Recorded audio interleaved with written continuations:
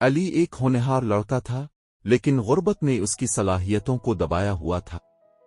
وہ ماں باپ کے ساتھ ایک چھوٹے سے جھونپڑی نما گھر میں رہتا تھا۔ ان کی زندگی سخت محنت سے گزرتی تھی، اور علی کے والدین بمشکل 2 وقت کی روٹی کا انتظام کرتے تھے۔ علی کو تعلیم سے بے حد محبت تھی، لیکن گاؤں کے اسکول میں وسائل کی کمی اور غربت کی وجہ سے اس کے پاس کتابیں اور لکھنے کے لیے کوئی مناسب سامان نہیں تھا۔ ہر روز علی اسکول جاتا اور استاد کے بتائے ہوئے سبق کو ذہن نشین کرنے کی کوشش کرتا، لیکن جب وہ گھر آتا تو اس کے پاس کوئی قلم اور کاغذ نہیں ہوتا کہ وہ اپنے سبق کو یاد کر سکے۔ اکثر راتوں میں وہ سوچتا، کاش میرے پاس ایک قلم ہوتا، میں کتنے خواب لکھ سکتا، کتنی کہانیاں سنا سکتا۔ ایک دن جب علی اسکول سے واپس آ رہا تھا، اس کی نظر ایک پرانی دکان پر پڑی جو ایک عرصے سے بند تھی۔ اس نے دیکھا کہ دکان کے دروازے کے سامنے ایک عجیب بوڑھا آدمی بیٹھا تھا۔ علی کا دل اس طرف کھنچ گیا اور وہ بے اختیار اس بوڑھے کے پاس چلا گیا۔ بوڑھے نے مسکراتے ہوئے کہا، بیٹے، تم بہت اداس لگتے ہو، کیا بات ہے؟ علی نے بوڑھے کو اپنی حالت اور لکھنے کی خواہش کے بارے میں بتایا۔ بوڑھے نے غور سے سنا اور پھر ایک بوسیدہ ڈبے میں سے ایک قلم نکالا۔ وہ قلم سونے کے رنگ کا تھا اور اس پر خوبصورت نقش و نگار بنے ہوئے تھے۔ گھر پہنچ کر علی نے سوچا کہ کیا یہ قلم واقعی جادوئی ہے۔ اس نے سوچا کہ پہلے کسی چھوٹی چیز کا تجربہ کیا جائے۔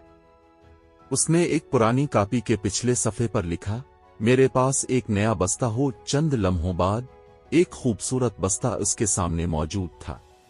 علی حیرت زدہ ہو گیا اور خوشی سے چلا اٹھا۔ وہ سمجھ گیا کہ یہ قلم واقعی جادوئی ہے اور اس سے جو کچھ بھی لکھا جائے وہ حقیقت میں تبدیل ہو جاتا ہے۔ چند دنوں تک علی نے چھوٹی چھوٹی خواہشات پوری کیں۔ وہ قلم سے اپنے لیے نئے کپڑے، کتابیں اور کھلونے لکھتا رہا۔ اس کے والدین حیران تھے کہ یہ سب کہاں سے آ رہا ہے، لیکن علی نے انہیں اس راز کے بارے میں کچھ نہ بتایا۔ وقت گزرتا گیا اور علی کو احساس ہوا کہ اس کے پاس ایک ایسی طاقت ہے جس سے وہ دوسروں کی مدد بھی کر سکتا ہے۔ اس نے گاؤں کے لوگوں کی زندگی میں آسانیاں لانے کے لیے مختلف چیزیں لکھنا شروع کیں۔ اس نے ایک دن لکھا کہ گاؤں کے تمام کسانوں کی فصل بہترین ہو، اور اگلے ہی دن فصلیں اتنی اچھی ہوئیں کہ کسان خوشی سے جھوم اٹھے۔ علی کی شہرت پورے گاؤں میں پھیلنے لگی اور لوگ اس کے پاس اپنی مشکلات لے کر آنے لگے۔ کوئی پیسوں کی کمی کا شکار تھا تو کوئی بیمار تھا۔ علی سب کی مدد کرتا رہا اور ہر دن اس کی طاقت کا دائرہ بڑھتا گیا۔ لیکن علی نے جلد ہی یہ جانا کہ ہر خواہش کا پورا ہونا ہمیشہ فائدہ مند نہیں ہوتا۔ ایک دن علی کے دوست حسن نے اسے کہا کہ وہ اپنی قسمت بدلنا چاہتا ہے اور بہت امیر بننا چاہتا ہے۔ علی نے اپنے دوست کی خواہش پوری کرنے کے لیے قلم سے لکھا کہ حسن کے پاس بے شمار دولت ہو۔ اگلے دن حسن واقعی بہت امیر ہو گیا، لیکن اس دولت نے اسے لالچی اور خود غرض بنا دیا۔ وہ اپنے دوستوں سے دور ہو گیا اور گاؤں کے لوگوں کو نظر انداز کرنے لگا۔ اس کی دولت نے اسے اکیلا کر دیا اور آخر کار وہ تنہائی میں مبتلا ہو گیا۔ علی کو اس بات کا احساس ہوا کہ ہر چیز کا اعتدال میں ہونا ضروری ہے۔ اس نے اپنی غلطی سے سیکھا کہ ہر خواہش کا پورا ہونا ضروری نہیں، بلکہ ہمیں اپنی زندگی میں مشکلات اور چیلنجز کا سامنا بھی کرنا چاہیے تاکہ ہم مضبوط اور بہتر انسان بن سکیں۔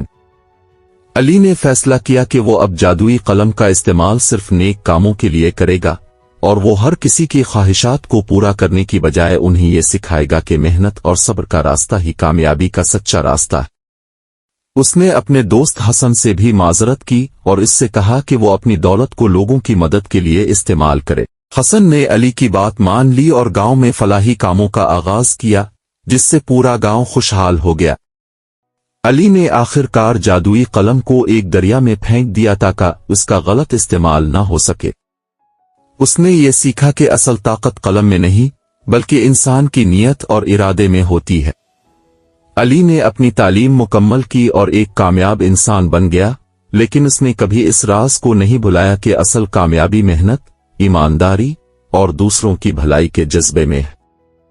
علی کی کہانی ہمیں یہ سکھاتی ہے کہ غیر معمولی طاقتیں اور وسائل ملنے پر بھی ہمیں ان کا استعمال ذمہ داری سے کرنا چاہیے۔ ہر خواہش کا پورا ہونا ہمیشہ خوشی نہیں لاتا، بلکہ مشکلات اور چیلنجز ہمیں زندگی کے اصل معنی سکھاتے ہیں۔ سب سے اہم بات یہ ہے کہ ہم اپنے علم اور طاقت کو دوسروں کی مدد اور بھلائی کے لیے استعمال کریں، نہ کہ خود غرضی اور لالچ کے لیے۔